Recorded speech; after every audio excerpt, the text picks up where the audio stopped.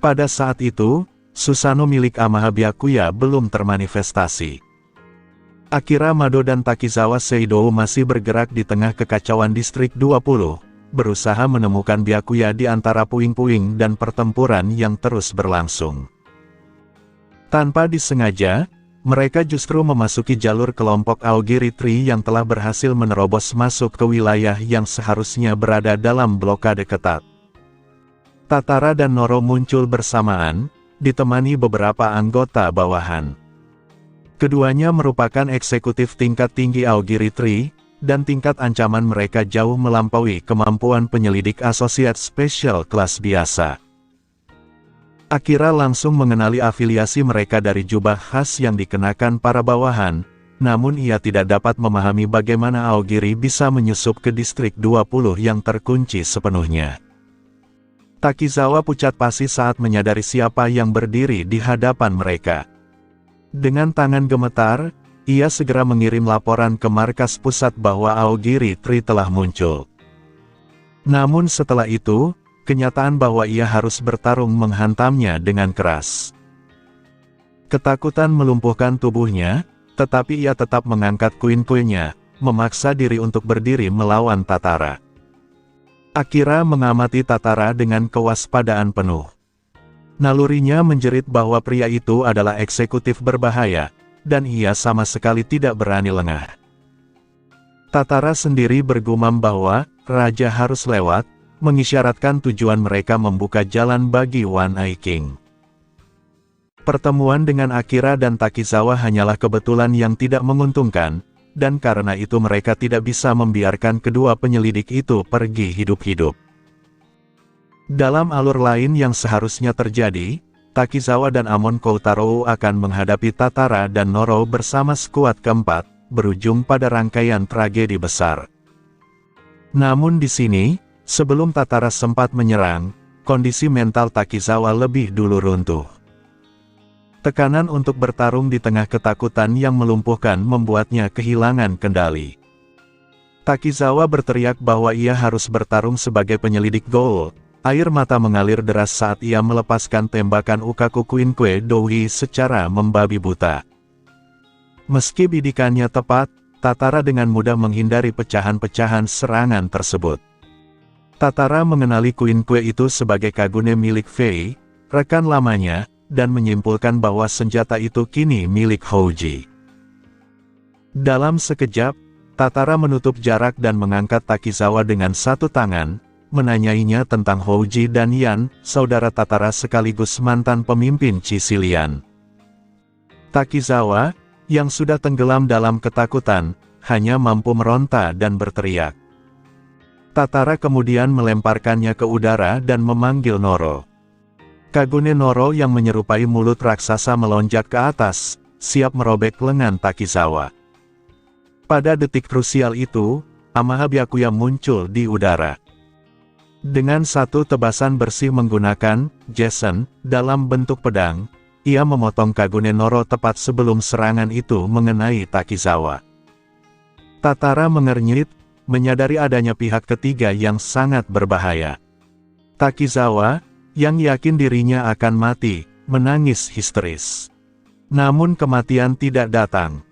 Ia justru merasakan Byakuya mencengkeramnya dan menurunkannya dengan aman ke tanah. Takizawa terjatuh terduduk, menatap Byakuya dengan pandangan kosong, tidak mampu memahami apa yang baru saja terjadi. Byakuya menanyakan kondisi Takizawa dan apakah ia terlambat. Tubuh asli Byakuya sebenarnya sedang menuju atap gedung, tetapi ia melihat Akira dan Takizawa dari bawah dan langsung mengubah rencananya. Ia menyembunyikan jubah dan topengnya, menonaktifkan Eternal Mangekyo Saringan, dan muncul sebagai penyelidik CCG biasa. Sementara itu, salah satu Wood klonenya, diperkuat cakra besar, sedang menangani pertempuran di atap dan memanifestasikan Susanoo. Byakuya menolak membiarkan tragedi yang seharusnya terjadi menimpa Akira dan Takizawa. Akira, yang melihat Byakuya dalam keadaan selamat, merasa lega dan menyatakan bahwa kedatangannya tepat waktu. Ia segera kembali bersikap waspada dan memperingatkan Byakuya tentang Aogiri Tree. Byakuya kemudian menoleh ke arah Tatara dan dengan nada dingin menyebut Aogiri sebagai gerombolan tak teratur. Ia tidak menghormati metode Aogiri maupun gagasan kebaikan yang lebih besar yang mengorbankan banyak nyawa. Byakuya tidak berniat membiarkan tragedi baru tercipta di hadapannya. Tatara tersenyum sinis dan menantangnya untuk membuktikan ucapannya. Byakuya melangkah maju, berdiri di antara para ghoul dan rekan-rekannya, dengan Jason siap di tangan dan Uchiha War-fan terikat di punggungnya. Karena aroma Byakuya telah disamarkan sebelumnya, Tatara gagal mengenali siapa lawannya sebenarnya. Jika Tatara menyadarinya, ia tidak akan menyerang, ia akan melarikan diri. Dengan kemarahan yang tersulut oleh hinaan tersebut, Tatara melesat maju dengan kecepatan eksplosif, berniat menumpahkan darah penyelidik yang meremehkan Aogiri Tree. Tatara melesat maju dengan kecepatan tinggi, namun di mata Amaha Byakuya, pergerakan itu sama sekali tidak istimewa. Bahkan tanpa mengaktifkan Eternal Mangekyo Sharingan, Byakuya dapat membaca lintasan gerakan Tatara dengan sangat jelas. Dalam sekejap, ia mengubah Jason ke bentuk meriam dan langsung mengarahkannya ke arah eksekutif Aogiri tersebut. Tatara mengira ia masih bisa mempertahankan kecepatannya dan menghindari serangan apapun, tetapi ia terlambat menyadari bahwa Byakuya telah sepenuhnya memprediksi jalurnya. Sebuah peluru berdaya hancur tinggi menghantam tubuhnya secara langsung. Ledakan keras mengguncang udara. Karena terlalu meremehkan lawannya, Tatara belum sempat memanifestasikan Kagune, membuat tubuh fisiknya menerima dampak penuh serangan itu. Walau tubuh ghoul jauh lebih kuat dibanding manusia, Quinque diciptakan khusus untuk menghancurkan mereka. Bahkan Ethos sendiri tidak akan berani menerima serangan langsung dari peluru Jason tanpa perlindungan. Sisi kiri tubuh Tatara hancur menjadi daging berdarah. Regenerasinya segera bekerja, jaringan tubuhnya menyatu kembali dengan cepat, tetapi hantaman tersebut memaksanya menghentikan serangan. Ia berdiri di tempat, tidak lagi berani meremehkan penyelidik di hadapannya. Tatara menatap Byakuya dengan kebencian mendalam. Penyelidik ini jelas merupakan anomali, jauh lebih berbahaya dibanding yang lain. Takizawa Seidou, yang menyaksikan pemandangan itu, berseru dengan wajah penuh kekaguman. Bagi dirinya, melihat sosok seperti Tatara dipukul mundur dengan mudah terasa seperti keajaiban. Akira segera membentaknya agar diam dan tidak mengganggu konsentrasi Byakuya. Takizawa pun terdiam, menyadari satu gangguan kecil saja bisa berakibat fatal. Tatara memanggil Noro. Keduanya bergerak serempak. Kagune Noro yang besar dan bergigi menyerang dari depan, sementara Tatara bergerak memutar untuk menjepit dari sisi lain. Byakuya meraih Uchiha War-fan dari punggungnya. Ia tidak berniat bermain-main lagi. Karena serangan datang dari sisi kiri dan kanan, kipas raksasa itu menjadi penghalang sempurna untuk menahan keduanya sekaligus.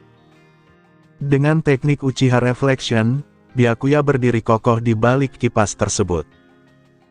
Tatara baru menyadari ada yang tidak beres saat melihat Byakuya sama sekali tidak bergeser, tetapi momentum serangannya sudah tak bisa dihentikan. Byakuya menahan seluruh energi kinetik dari dua serangan itu, lalu melepaskannya kembali dalam bentuk hembusan angin dahsyat. Ledakan angin tersebut menghantam kedua ghoul. Tatara terpaksa memanifestasikan pelindung Kagune demi mempertahankan tubuhnya, meskipun ia sangat enggan memperlihatkan bentuk Kakuja sebelum tahap akhir rencananya. Noro, dengan kemampuan regenerasi nyaris tak terbatas, membiarkan tubuhnya diterpa angin tanpa perlawanan berarti. Saat terlempar, Tatara membuat perhitungan dingin. Ia menyadari tidak mungkin membunuh Byakuya dalam kondisi ini tanpa mengerahkan seluruh kekuatannya, dan melakukan itu sekarang hanya akan membuka kartu terlalu cepat di hadapan CCG. Ia memutuskan memanfaatkan dorongan ledakan tersebut untuk mundur secara taktis. Ketika debu mengendap, Tatara dan Noro telah menghilang ke dalam bayangan gang terdekat. Tatara duduk di antara puing-puing, tubuhnya yang rusak perlahan pulih, menunggu hingga penyelidik itu pergi sebelum melanjutkan perjalanan menuju titik pertemuan dengan One Eye King. Para anggota Aogiri tingkat rendah yang ikut bersama mereka telah lenyap, hancur oleh tekanan dahsyat dari serangan pantulan Byakuya. Byakuya tidak mengejar. Ada urusan yang jauh lebih penting dibanding memburu Tatara dan Noro. Ia berbalik menghampiri Akira dan Takizawa, menanyakan kondisi mereka. Pandangannya tertuju pada Takizawa yang tampak sangat terguncang. Takizawa menyatakan dirinya baik-baik saja, meski baru menyadari celananya basah. Rasa malu menyergapnya, dan ia berharap hujan deras serta seragamnya yang kuyup bisa menyembunyikan kondisi itu. Byakuya sebenarnya menyadarinya, tetapi ia sengaja memalingkan wajah untuk menjaga harga diri Takizawa. Akira juga menyatakan dirinya tidak terluka. Ia melangkah maju, tangannya hampir tanpa sadar terangkat seolah ingin memeriksa wajah Byakuya. Namun sebelum sempat menyentuhnya, getaran hebat mengguncang tanah. Beberapa blok dari sana, sebuah entitas raksasa berlapis zirah biru jatuh dari langit, menghancurkan atap gedung pencakar langit saat menghantam permukaan. Tangan Akira terhenti di udara. Ia mendongak, napasnya tercekat melihat sosok kolosal yang menjulang di kejauhan. Takizawa terjatuh terduduk, mulutnya ternganga lebar. Ia hanya mampu bertanya dengan suara gemetar, apa sebenarnya makhluk mengerikan yang baru saja muncul di hadapan mereka. Byakuya menoleh kembali dan melihat tangan Akira Mado masih terangkat canggung di udara. Ia menanyakan apakah ada sesuatu yang salah. Menghadapi situasi yang mendesak, Akira tampak ragu sejenak sebelum menarik kembali tangannya dan berpura-pura tenang, mengatakan bahwa tidak ada apa-apa. Byakuya menegaskan bahwa mereka harus segera bergerak untuk melihat apa yang terjadi di arah sana. Akira mengangguk pelan dan berusaha menyingkirkan pikirannya yang kalut. Byakuya lalu menoleh ke Takizawa Seido yang masih terduduk di tanah dengan ekspresi linglung, menanyakan apakah ia bisa berdiri. Takizawa segera bangkit dan berdiri tegap, meski di dalam dirinya ia dipenuhi rasa malu dan frustrasi karena merasa terus mempermalukan diri di hadapan idolanya, investigator senior Amaha. Byakuya menyatakan bahwa ia akan mengantar Akira dan Takizawa ke area belakang terlebih dahulu. Mendengar itu, Akira menggigit bibir bawahnya dan bertanya apakah Byakuya berniat kembali menerjang kekacauan itu sendirian. Byakuya menjawab bahwa hal itu tidak bisa dihindari, karena sudah menjadi tugas seorang investigator senior untuk memastikan keselamatan bawahannya dan menghadapi monster apapun yang muncul. Walaupun ia sendiri telah mengacaukan operasi penindasan All secara sistematis, makna dari ucapannya tetap terasa. Akira menggumam pelan dan tanpa sadar pikirannya melayang pada ibunya. 10 tahun lalu, Mado Kasuka memimpin tim pencarian di distrik 24 ketika mereka disergap One Eye All. Menyadari pertarungan itu mustahil dimenangkan, Kasuka memilih bertahan sendirian demi menahan monster tersebut, mengorbankan dirinya agar seluruh tim, termasuk Kureo, bisa selamat.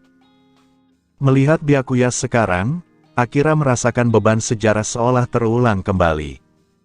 Ia menatap ke arah gedung pencakar langit dan mempertanyakan apakah seseorang benar-benar bisa selamat melawan makhluk raksasa seperti itu. Namun operasi tidak akan berhenti hanya karena keadaan memburuk. Sebagai anggota inti pasukan 1, Byakuya harus bertarung. Ketakutan dingin menusuk hati Akira, ketakutan akan kehilangan seseorang lagi. Ia memanggil Byakuya dengan nada serius. Tangan yang sebelumnya ia tarik kembali kini bergerak cepat, mencengkeram dagu Byakuya saat ia berdiri berjinjit. Pada saat yang sama, Raungan dahsyat menggema di kejauhan ketika klon kayu Byakuya yang dibalut Susanoo membelah sebuah gedung pencakar langit menjadi 4 bagian. Tanah bergetar, tetapi Akira dan Byakuya tidak bergeming. Di bawah tatapan Byakuya yang terkejut, bibir mereka bersentuhan, singkat, namun syarat makna. Setelah itu, Akira tidak mengatakan apapun tentang ciuman tersebut dan tidak menunjukkan rasa malu. Ia hanya menatap Byakuya dengan intensitas tajam dan memintanya untuk tetap selamat. Ia bertindak tegas, seperti ayahnya. Byakuya hanya mampu menjawab bahwa ia akan melakukannya, masih dalam keadaan sedikit terkejut. Di samping mereka, Takizawa tampak seperti terkena granat kejut. Ia gagap, hampir tak percaya dengan apa yang baru saja ia lihat. Akira menatapnya dingin dan menanyakan apakah ia punya masalah. Takizawa langsung menyangkal dengan panik, meski pikirannya kacau. Ia tak pernah menyangka Akira Mado yang dingin mencintai Byakuya, apalagi berani menunjukkannya secara langsung. Akira lalu kembali bersikap profesional dan mengatakan bahwa Byakuya tidak perlu mengawal mereka, karena garis depan lebih membutuhkan dirinya. Byakuya mengangguk dan mengingatkan mereka agar berhati-hati. Tak lama kemudian, radio mereka berderak, meminta laporan status. Akira melaporkan bahwa mereka aman, telah diselamatkan oleh investigator senior Amaha, 2 eksekutif Aogiri telah mundur, dan beberapa anak buah telah dinetralisir. Ia juga menyampaikan bahwa mereka mengetahui ancaman baru di lokasi All dan bahwa Byakuya sedang menuju ke sana untuk mencegat. Pusat Komando memerintahkan Akira dan Takizawa segera mundur ke pusat kendali dan tidak terjebak dalam dampak pertempuran, karena musuh yang mereka hadapi berada pada skala yang belum pernah terjadi sebelumnya. Mengikuti perintah, Akira dan Takizawa bergerak ke arah belakang, sementara Byakuya menuju medan tempur utama. Segalanya berjalan sesuai rencana, kecuali satu detail yang belum sepenuhnya ia putuskan, apakah ia perlu menggelar duel besar melawan klon Susanoo miliknya sendiri. Di atap gedung, One Eye All terjepit kuat dalam genggaman Susanoo, sama sekali tidak bisa bergerak. Di dalam cangkang Kakuja, Eto dipenuhi amarah dan kebingungan, mempertanyakan apa yang sebenarnya sedang dimainkan Byakuya. Jika bukan karena puluhan penyelidik yang menyaksikan dari bawah, ia sudah akan keluar dari zirah itu untuk menuntut penjelasan. Pada saat yang sama, para anggota Devil Apes dan Black Dobermans yang sedang mundur merasakan getaran hebat dari kejauhan. Skala keributan itu luar biasa. Gemuruhnya kemungkinan bisa terdengar hingga distrik ke-19. Irimi Kaya, Enji, dan para bawahannya tak kuasa menahan diri untuk menoleh ke arah gedung-gedung pencakar langit tempat pertempuran sang manajer berlangsung. Saat menatap sosok raksasa menyerupai Titan, makhluk yang jelas melampaui definisi Kakuja, Irimi langsung memikirkan Amaha Byakuya.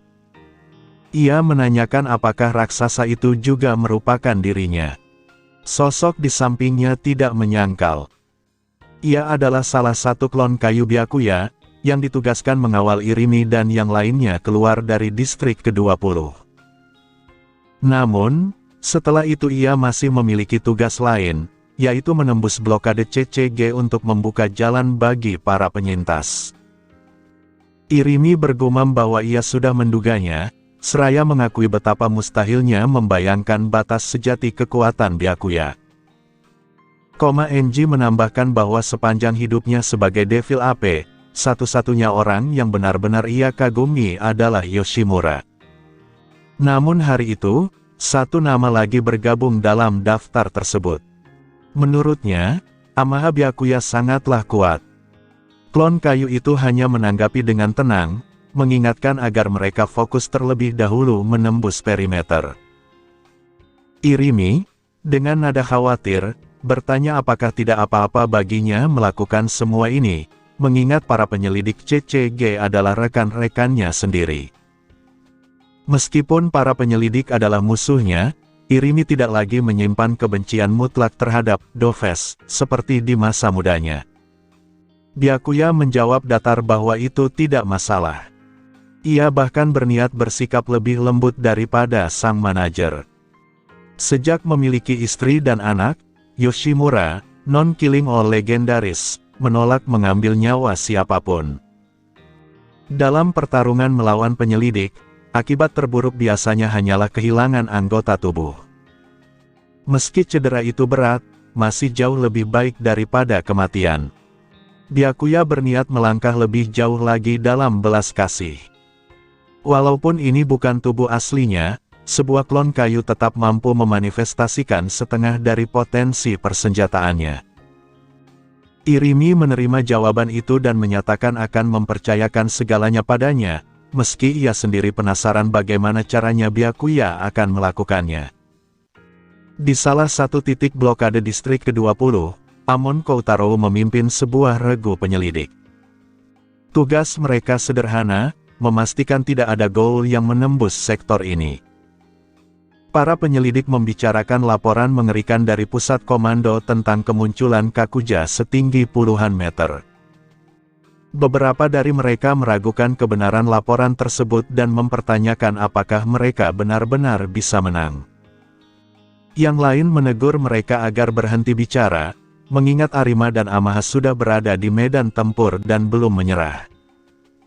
Situasi yang suram dan kacau membuat para penyelidik di perimeter berada dalam ketegangan tinggi. Namun Amon tetap diam. Tekadnya tak tergoyahkan. Selama para petarung utama menangani pusat pertempuran, satu-satunya perhatiannya adalah menjalankan tugasnya, mempertahankan garis pertahanan. Ia bukan lagi bawahan tak berdaya yang dulu berdiri di belakang Mado Kureo. Kini ia diperlengkapi dengan Dojima versi peningkatan dan Arata Proto 2, sirah Koukaku generasi kedua yang dikustomisasi khusus untuknya oleh Dr. Chikyo. Suara seorang anggota regu memecah konsentrasinya, melaporkan kemunculan ghoul. Amon segera menoleh dan melihat satu sosok berjubah hitam dengan topeng putih. Matanya menyipit.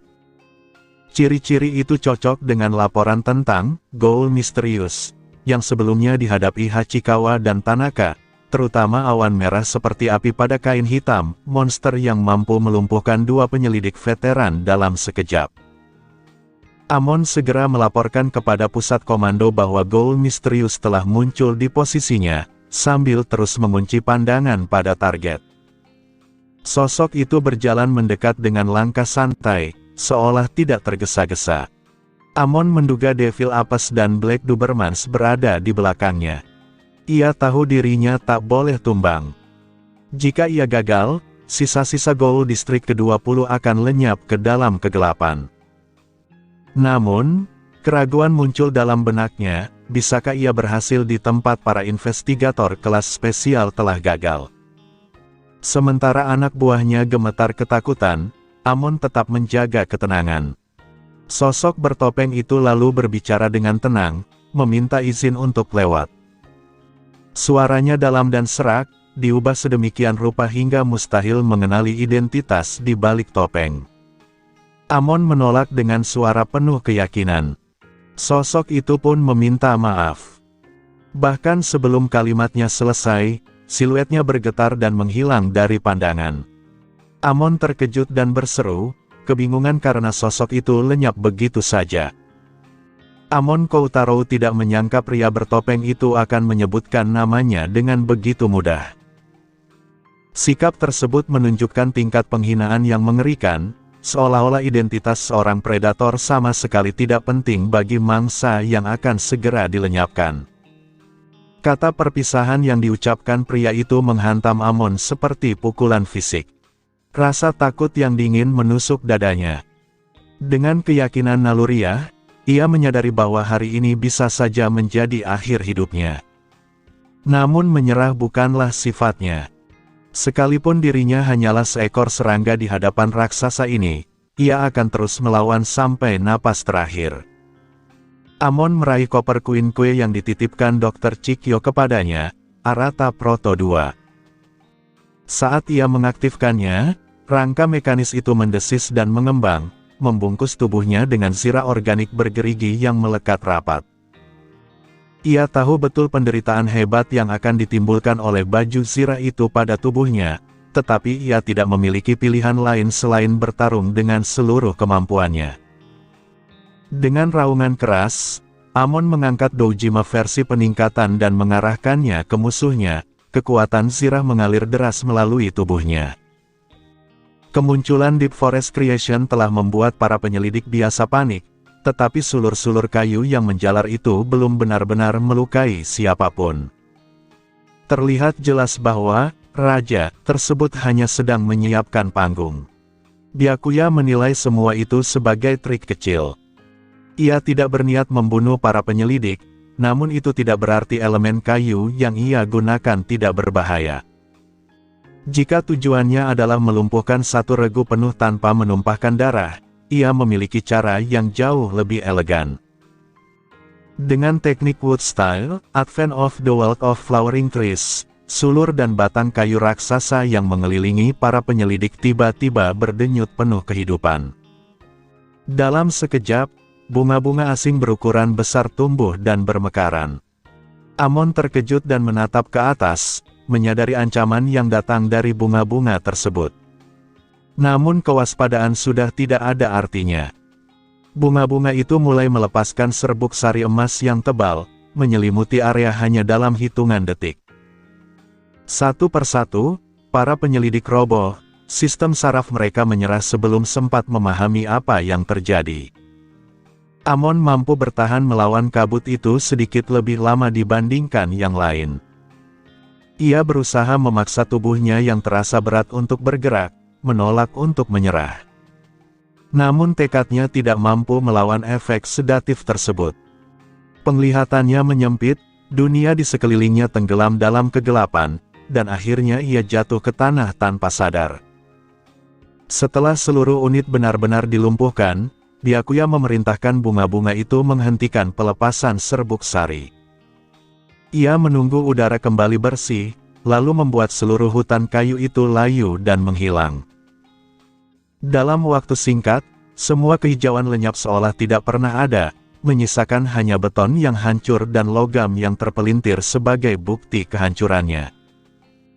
Distrik tersebut harus dibangun ulang dari awal, namun Byakuya menganggap Wasu sanggup menanggung biayanya, mengingat selama 1 abad mereka telah mendanai bayang-bayang kegelapan.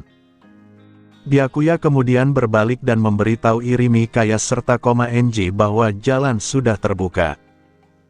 Irimi menatap jalan yang kini kosong dan porak-poranda dengan keterpanaan, nyaris tak percaya bahwa semua itu benar-benar terjadi.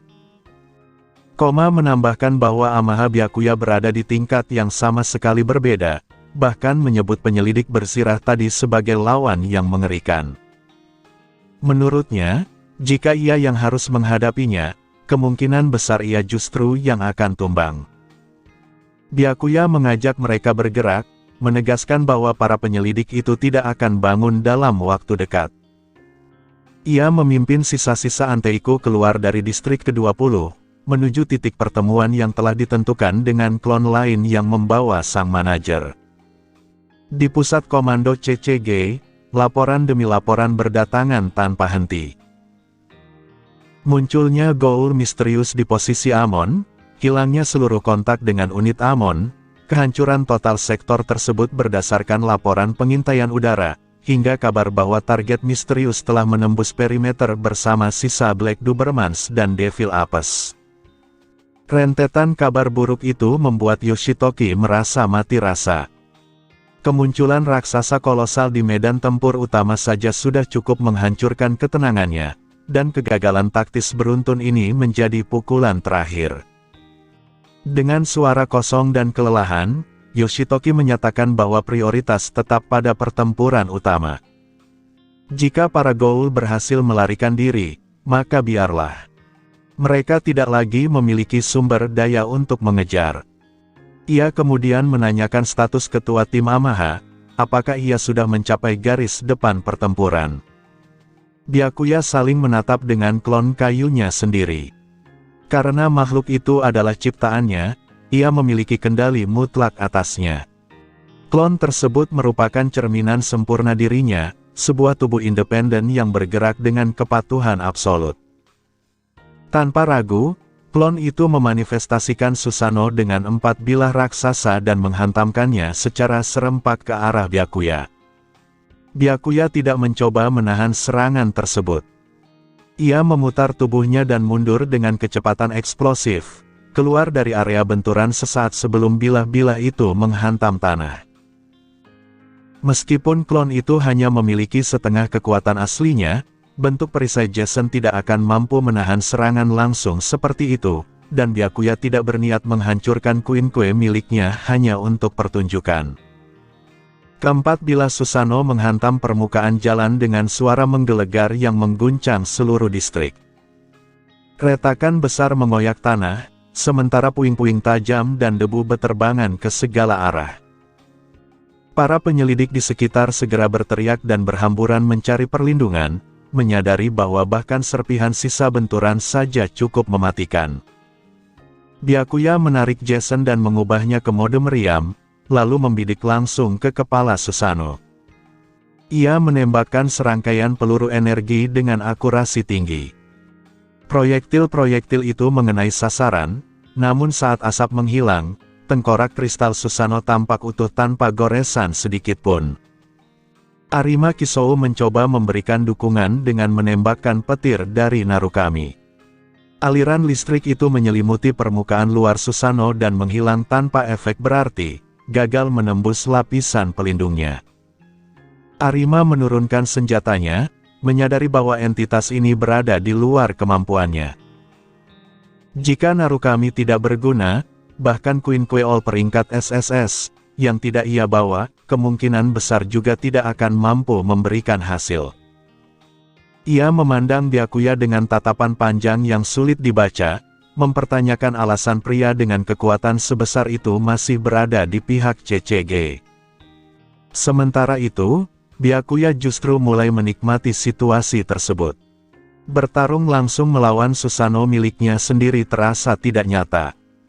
Ia menganggap pertarungan ini sebagai cara untuk mengumpulkan prestasi, sehingga ia mendorong klon itu meningkatkan intensitas serangan agar tampak meyakinkan. Byakuya kemudian meminta Cici kepada Ui Koori. Ui melemparkan senjata besar itu kepadanya sambil mengingatkan bahwa Quinque tersebut milik Houji. Byakuya menangkapnya dengan satu tangan.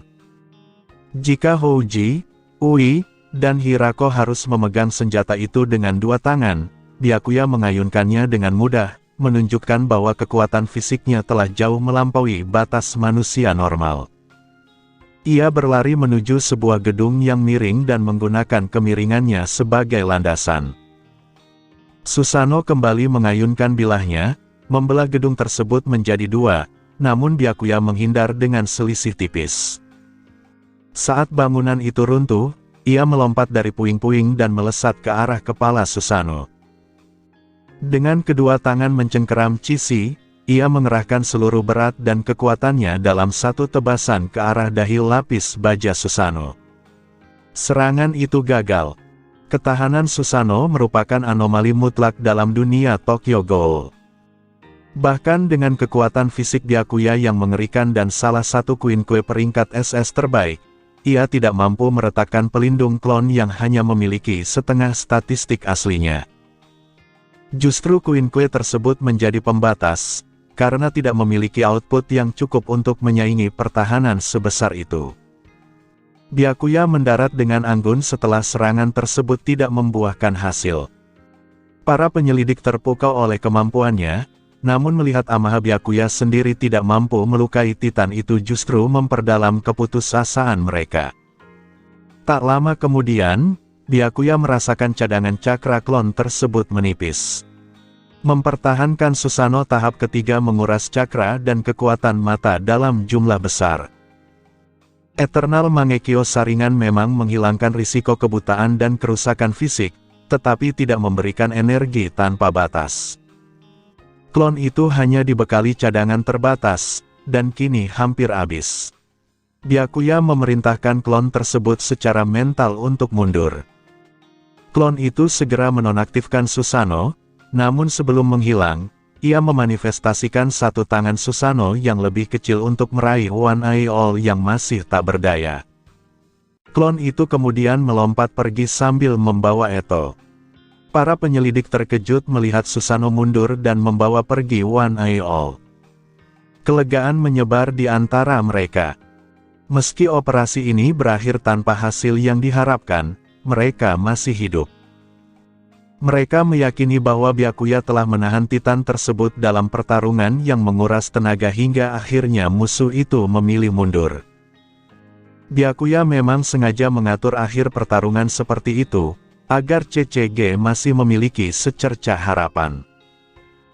Ia tidak ingin mereka terjerumus ke dalam keputusasaan total dengan menyadari bahwa bahkan yang terbaik dari mereka tidak ada artinya dibandingkan kekuatan sejati Susanoo. Tanpa mereka sadari, kekuatan itu bahkan belum mencapai bentuk akhirnya.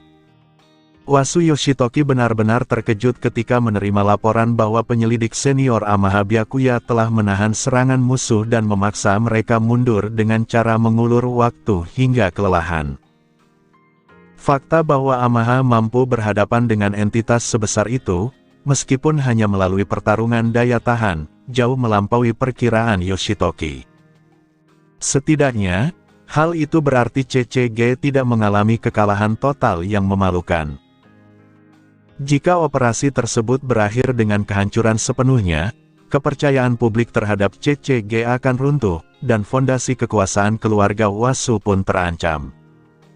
Sebagai komandan tertinggi operasi, Yoshitoki seharusnya menjadi pihak yang paling disalahkan.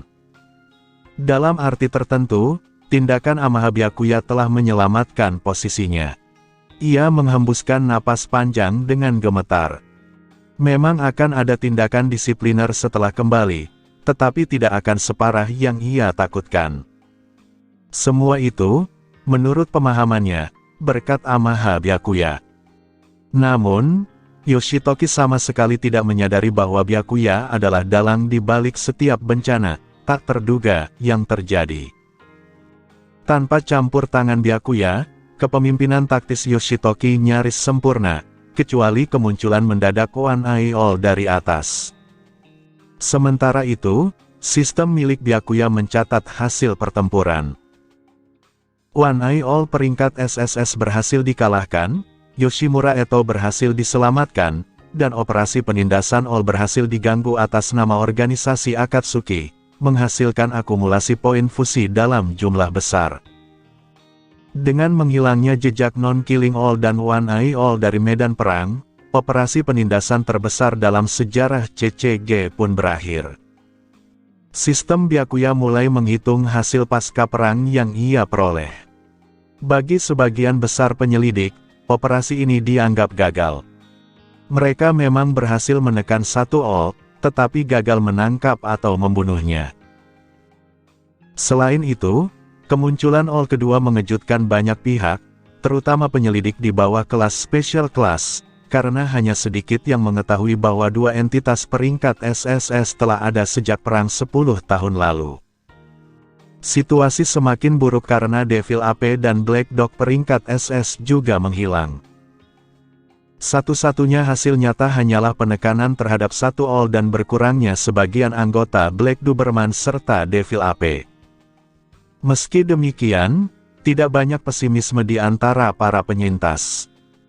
Setelah menyaksikan skala kekacauan yang terjadi, sebagian besar dari mereka hanya bersyukur masih hidup. Regu Amon segera dilarikan ke rumah sakit dan dipastikan akan sadar kembali tanpa bahaya. Di antara korban lainnya, kondisi Shinohara Yukinori adalah yang paling parah. Ia kehilangan sebagian besar kakinya dan mengalami luka besar di perut akibat serangan All, sehingga nyawanya hanya bisa dipertahankan dengan penanganan medis darurat. Laporan pasca operasi internal CCG mencatat daftar personel dengan jasa menonjol, korban luka kritis, serta mereka yang berada dalam kondisi koma, termasuk Shinohara Yukinori dan Amon Koutarou. Setelah operasi selesai, Byakuya diam-diam menuju tempat persembunyian para penyintas. Di sana terdapat Yoshimura, Iri Mikaya, dan Koma Enji. Para anggota berpangkat rendah dari dua kelompok Gold telah dipindahkan ke rumah aman sementara. Setelah situasi mereda, mereka bisa kembali menjalani kehidupan normal. Yoshimura Eto ditahan di sebuah ruangan kecil yang remang-remang, dijaga oleh salah satu klon kayu Byakuya. Menyadari kekuatan mengerikan yang diperlihatkan klon tersebut, Eto memilih tetap diam dan tidak bertindak gegabah. Setiap upaya percakapan hanya dibalas dengan keheningan, membuatnya sadar bahwa penjaganya hanyalah sebuah konstruksi. Ketika Byakuya yang asli tiba, klon itu menghilang menjadi debu. Byakuya menyapa Eto dengan senyum tipis, menyebutnya sebagai Takatsuki Sensei. Eto, yang telah melepaskan wujud kakujanya dan kini terbalut perban khasnya, membalas dengan nada dingin. Rencananya telah dihancurkan, dan kini ia menjadi tahanan. Byakuya menanggapinya dengan santai, mengatakan bahwa ia tidak ingin penulis favoritnya benar-benar membencinya. Eto kemudian menuntut penjelasan tentang tujuan sebenarnya Byakuya, karena ia sama sekali tidak memahami motif di balik tindakannya. Byakuya menjawab dengan tenang bahwa tujuannya sederhana, menyelamatkan orang-orang Anteiku dan menghentikan Eto agar tidak melukai sang manajer. Ia mengakui bahwa metodenya mungkin ekstrim, tetapi hanya itu niatnya. Mendengar jawaban tersebut, Eto menatapnya dengan keterkejutan yang tak tersembunyi. Dengan kekuatan sebesar itu, tujuan Byakuya ternyata hanya sebatas itu. Eto Yoshimura telah menunggu momen ini selama bertahun-tahun. Sejak awal, ia berencana memahkotai dirinya sendiri sebagai One Eye King dan menghancurkan dunia yang ia benci, namun rencana itu berakhir ketika ia dikalahkan oleh Arima Kiso, yang saat itu bertindak sebagai pembersih bagi organisasi V. Pada masa itu, Eto belum mencapai puncak kekuatannya, sementara Arima berada dalam kondisi fisik terbaiknya, sehingga kekalahannya tidak terelakkan. Di ambang kematian, Eto menyadari kebenaran tentang Arima, ia adalah seorang half-human yang hidup di bawah kendali mutlak keluarga Wasu. Dari kesadaran itu, Eto mengajukan sebuah perjanjian, mereka akan bekerja sama untuk menggulingkan dunia yang menurut mereka tidak masuk akal. Arima menerima tawaran tersebut dan menjadi raja bayangan bagi Aogi Ritri. Namun, mereka menghadapi masalah mendasar. Eto, satu-satunya One Eye Gold, bukanlah yang terkuat, sementara Arima, yang terkuat, memiliki umur yang sangat terbatas. Keduanya tidak layak menjadi raja sejati. Karena itu, mereka mulai menyusun rencana besar, menyiapkan sebuah tahta bagi penerus yang belum muncul. Kemunculan Amaha Byakuya menghancurkan seluruh rencana panjang itu. Di mata Eto, Byakuya adalah raja yang sempurna. Ia adalah half gold dengan kekuatan absolut dan tak tertandingi. Jika ia menghendakinya, ia mampu membentuk ulang realitas itu sendiri. Namun, Byakuya menolak tanpa ragu sedikit pun. Eto menuntut alasan atas penolakan tersebut. Ia tahu bahwa kebencian Byakuya terhadap keluarga Wasu sejalan dengan kebenciannya sendiri, sehingga penolakan itu tidak masuk akal baginya, kecuali jika Byakuya memandang rendah dirinya dan seluruh tujuannya. Byakuya menjawab dengan datar bahwa filosofi mereka tidak sejalan. Eto menginginkan dunia baru yang dibangun di atas pengorbanan dan kekejaman tanpa batas, bahkan rela menjadikan ayahnya sendiri sebagai bahan percobaan. Ia menambahkan bahwa ia bisa memahami alasan Eto begitu membenci ayahnya. Ucapan itu memancing ejekan Eto, yang menantangnya untuk menjelaskan. Byakuya, dengan sikap acuh tak acuh, mengatakan bahwa manajer Yoshimura telah menceritakan banyak hal kepadanya. Ia mengetahui tentang ibu Eto, Ukina, seorang jurnalis manusia yang mendekati Yoshimura untuk menyelidiki organisasi V. Ia menyimpulkan bahwa mungkin Eto merasa dirinya hanyalah produk sampingan yang tidak diinginkan dari hubungan tersebut. Kalimat terakhir itu menembus pertahanan Eto. Ia mendesis marah dan mengatakan bahwa jika ia memiliki kekuatan, ia akan membunuh Byakuya hanya agar ia diam. Byakuya menyimpulkan dari reaksinya bahwa ia telah mengenai sasaran. Eto kemudian menanggapi dengan nada meremehkan, mengatakan bahwa jika memang demikian, tidak ada yang salah dengan kebenciannya. Dunia ini telah melahirkan makhluk berdosa sepertinya, dan ia tidak memiliki alasan untuk tidak membenci orang tuanya. Ia tidak memiliki kenangan tentang ibunya dan menganggapnya tidak berarti, sementara terhadap Kuzen, yang ia sebut sebagai ayah, ia menyimpan kebencian yang mendalam. Ucapannya terdengar ringan, namun jelas merupakan upaya menutupi luka batin yang masih terbuka. Byakuya menyatakan bahwa ia mempercayainya. Yoshimura telah membunuh Ukina dengan tangannya sendiri. Namun, ia juga meyakini bahwa Eto pernah menyimpan secercah harapan terhadap ayahnya, harapan yang akhirnya berubah menjadi keputusasaan. Mendengar itu, ekspresi Eto menjadi dingin, merasa terganggu oleh sikap Byakuya yang seolah-olah memahami dirinya.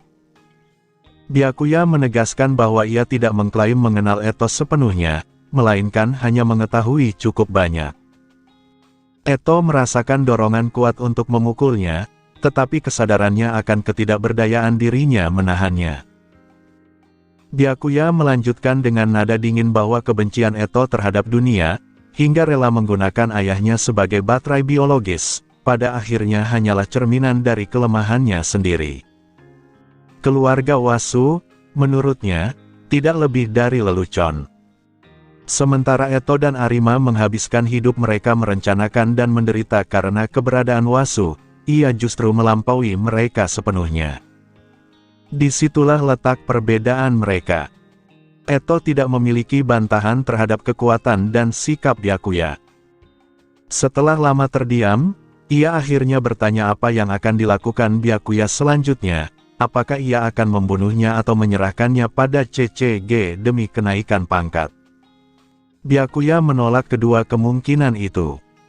Ia tidak tertarik membunuh Eto, dan manajer Yoshimura pun tidak akan pernah menginginkannya.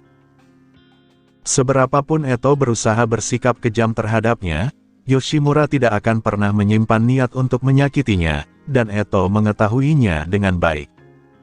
Eto bukan orang bodoh. Ia cerdas, dan semua yang disimpulkan Byakuya adalah hal-hal yang selama ini telah ia gumulkan sendirian. Namun, ia telah tenggelam terlalu lama dalam keputusasaan hingga rela membayar harga apapun untuk mengubah dunia. Akhirnya, ia menundukkan kepala dan berbicara dengan suara rendah. Jika Yoshimura benar-benar peduli padanya, maka biarkan ia datang dan menemuinya sendiri. Setelah meninggalkan ruangan tempat Eto ditahan, Amaha Byakuya langsung menuju ke sisi Yoshimura Kuzen. Yomo Renji, yang sebelumnya berhasil melacak mereka, telah tiba membawa persediaan daging hasil penjarahan. Ia fokus memulihkan sel RC Irimikaya, NG, dan terutama sang manajer, yang mengalami luka paling parah, guna mempercepat regenerasi mereka. Pada titik itu, kondisi Irimi dan Koma telah membaik secara signifikan, sementara Yoshimura setidaknya sudah terbebas dari bahaya kritis. Yomo menyapa Byakuya dengan penuh hormat. Dari penuturan Irimi dan Koma, ia telah mengetahui secara rinci apa yang dilakukan Byakuya selama operasi. Ia sadar bahwa tanpa campur tangan Byakuya, ketiganya kemungkinan besar sudah tewas. Byakuya mengatakan bahwa ia perlu berbicara dengan sang manajer. Yomo segera mempersilakannya masuk. Di dalam ruangan, Byakuya melihat Yoshimura sudah bisa duduk tegak, dengan kondisi mental dan fisik yang jauh lebih baik. Yoshimura menyambut kedatangannya, dan Byakuya langsung menyampaikan bahwa ia baru saja berbicara dengan putrinya. Mendengar itu, Yoshimura segera menanyakan keadaan Eto dengan penuh kekhawatiran. Byakuya menjelaskan bahwa Eto baik-baik saja secara fisik, dan bahwa mereka telah membicarakan banyak hal. Pada akhirnya, Eto menyatakan keinginannya untuk bertemu langsung dengannya. Yoshimura terdiam cukup lama setelah mendengar hal tersebut. Momen yang selama ini ia hindari akhirnya tiba, namun ia merasa dirinya masih belum siap secara mental untuk menghadapi Eto secara langsung.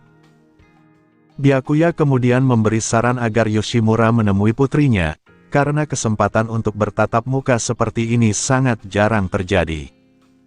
Yoshimura mengangguk dan mengatakan bahwa ia akan pergi sekarang juga. Ia menyadari bahwa ia tidak bisa terus melarikan diri. Masih ada secercah harapan untuk berdamai, dan jika ia menolak sekarang, ia akan kehilangan kesempatan itu sepenuhnya. Melihat tekad sang manajer, Byakuya mundur selangkah. Yoshimura berdiri perlahan, merapikan topinya, lalu berjalan menuju ruangan kecil dan gelap tempat Eto ditahan. Ia berhenti sejenak di depan pintu sebelum akhirnya masuk. Di dalam, ia menemukan Eto meringkuk di lantai. Meski terdapat sebuah tempat tidur, Eto tampak sengaja memilih duduk di atas lantai yang dingin. Sebelum Yoshimura datang, ia telah melepas perban putih dari wajahnya, menampakkan wajah aslinya. Eto langsung mengenalinya. Ia pernah melihat Yoshimura sekali saat kunjungan singkatnya ke Anteiko bertahun-tahun lalu, meskipun Yoshimura tidak menyadarinya saat itu. Bagi Yoshimura sendiri, ini adalah pertama kalinya dalam lebih dari 10 tahun ia melihat putrinya secara langsung. Ia tahu Eto adalah One Eye All dan Sen Takatsuki, namun ia belum pernah benar-benar berdiri di hadapannya seperti sekarang. Yoshimura menyebut nama Eto dengan suara berat, tetapi kata-kata selanjutnya tidak mampu ia ucapkan. Eto menyapanya dengan nada ceria yang terasa ganjil, mengatakan bahwa sudah lama mereka tidak bertemu, dan bahwa pertemuan ini seharusnya terjadi dalam keadaan yang sangat berbeda, seandainya bukan karena beberapa kendala kecil. Yang ia maksud dengan keadaan berbeda adalah rencananya untuk membawa Yoshimura kembali ke Aogiri sebagai tahanan. Yoshimura memahami sepenuhnya. Saat melihat One Eye All jatuh dari langit sebelumnya, ia telah menerima nasibnya. Ia juga menyadari hubungan kerjasama antara Aogiri dan Dr. Kanou. Eto kemudian dengan tajam menanyakan apakah Yoshimura menyadari apa yang akan ia lakukan kepadanya jika Byakuya tidak ikut campur dan menghancurkan segalanya. Yoshimura menjawab pelan bahwa ia tahu, dan bahwa mungkin itulah tempat penebusan dosa yang paling pantas baginya. Meskipun memahami niat kejam putrinya, ia tetap tidak mampu membencinya. Senyum Eto bergetar lalu mengeras. Ia mengatakan bahwa ia benar-benar membenci orang seperti Yoshimura, yang selalu berbicara tentang penebusan dosa tanpa melakukan sesuatu yang nyata. Ia merasa kesal. Jika Yoshimura memakinya atau berteriak padanya, ia masih bisa menerimanya. Namun sikap pasrah dan ketiadaan tuduhan justru membuatnya merasa gelisah dan tidak nyaman. Yoshimura tetap diam. Ia menyadari bahwa perlindungan yang ia berikan dari balik bayangan selama bertahun-tahun tidak ada artinya dibandingkan dengan percakapan jujur seperti ini. Eto menghela napas tajam dan mengakui bahwa dulu ia menganggap filosofi hidup Yoshimura sebagai lelucon. Namun kini, bahkan keyakinannya sendiri mulai goyah, dan ia menyalahkan Byakuya atas hal itu. Selama ini, Eto membenci cara Yoshimura bersembunyi di Anteiko, berpegang pada kedamaian yang rapuh. Baginya, satu distrik kecil tidak berarti apa-apa di dunia yang sudah rusak. Namun penampilan Susanoo Byakuya, satu tebasan yang membelah gedung pencakar langit, telah memotong keyakinannya sendiri. Baik konsep One Eye King maupun rencana besar yang ia susun, tujuan Eto selalu untuk mengubah dunia agar tragedi seperti kelahirannya tidak terulang. Akan tetapi, kekuatan absolut yang ditunjukkan Byakuya membuat semua skema dan persiapan takhta itu tampak seperti lelucon belaka. Ia bisa mengubah dunia hanya dengan kehendaknya. Rencana berliku Eto menjadi tidak relevan. Untuk pertama kalinya, Eto benar-benar meragukan dirinya sendiri. Yoshimura kemudian dengan hati-hati menyarankan agar Eto mencoba menempuh jalan yang sama dengan Byakuya. Setelah jeda singkat, Eto langsung menolak dengan tegas. Ia bersikap keras kepala, terpojok oleh campur tangan Byakuya. Ia telah menghabiskan bertahun-tahun untuk mempersiapkan segalanya dan mengorbankan segalanya. Ia tidak bisa begitu saja menyerah sekarang. Jika pria itu tidak mau menjadi One Eye King dengan sukarela, maka ia akan menemukan cara untuk memaksanya menerima mahkota tersebut. Jika tidak, maka semua yang telah ia lakukan akan sia-sia. Ia menyalahkan Byakuya atas semuanya. Tanpa Yoshimura sebagai donor, Dr. Kano tidak lagi berguna bagi Aogiri, dan rencananya untuk menciptakan pasukan Half Ghoul pun hancur total. Jalan lama telah tertutup. Kini, Eto hanya melihat satu jalan ke depan, ia harus meyakinkan Amaha Byakuya untuk menjadi raja. Yoshimura Kuzen sama sekali tidak berniat mencampuri jalan pikiran Eto. Sejak awal, ia tidak pernah berusaha mengendalikan atau mengarahkan putrinya. Satu-satunya harapannya hanyalah agar Eto tidak lagi memancing konflik dengan Amaha Byakuya, setelah ia sendiri menyaksikan secara langsung besarnya kekuatan pemuda tersebut. Dengan nada penuh kekhawatiran, Yoshimura menanyakan apakah Eto masih berniat menentang Amaha. Eto menjawab dengan datar bahwa ia tidak memiliki alasan untuk melakukannya, karena ia tidak ingin mati tanpa mencapai apapun. Mendengar itu, Yoshimura menghela napas lega. Apapun rencana Eto ke depannya, selama ia tidak berhadapan langsung dengan Byakuya, keselamatannya masih terjamin. Eto kemudian mengalihkan pembicaraan kembali kepada ayahnya. Ia menyebut bahwa akhirnya mereka bisa bertemu secara langsung, dan menanyakan apakah Yoshimura benar-benar tidak memiliki apapun yang ingin ia sampaikan kepadanya. Yoshimura, yang biasanya mampu mengucapkan kata-kata penuh kebijaksanaan kepada Kaneki Ken maupun staf Anteiku, justru kehilangan kata-kata di hadapan putrinya sendiri. Selama bertahun-tahun ia membayangkan momen ini, menyimpannya sebagai harapan kecil sambil merawat cangkir kopi antik kesayangannya. Namun ketika momen itu benar-benar tiba, pikirannya kosong, dan ia tidak mampu mengucapkan satu kalimat pun. Setelah keheningan panjang, sekilas kekecewaan muncul di wajah Eto, meski ia tidak terkejut. Ia sudah terbiasa dengan sifat ayahnya.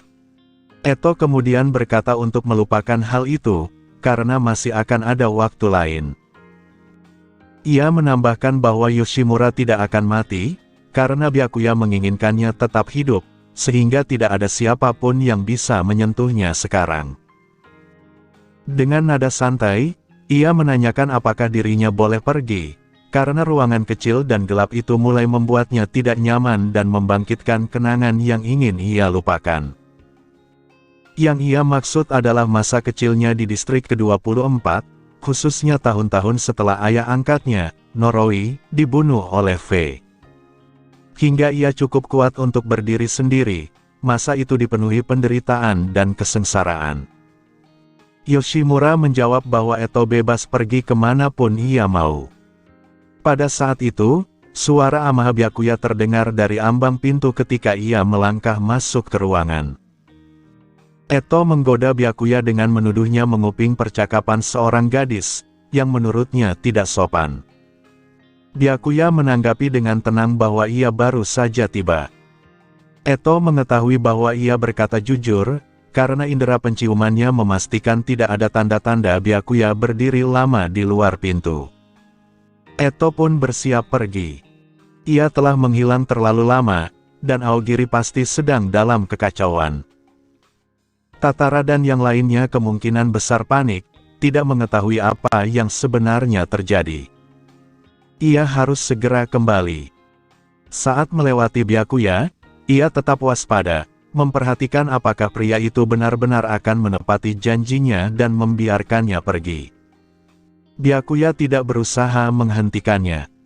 Byakuya hanya menambahkan satu permintaan, agar Eto berpamitan dengan Yomo dan yang lainnya sebelum pergi. Eto tersenyum tipis dan mengatakan bahwa jika itu satu-satunya syarat, ia bisa memenuhinya. Ia menganggapnya sebagai harga kecil atas kebebasannya. Adapun hubungan dengan ayahnya, ketegangan di antara mereka masih belum terselesaikan. Rekonsiliasi adalah sesuatu yang belum siap mereka hadapi.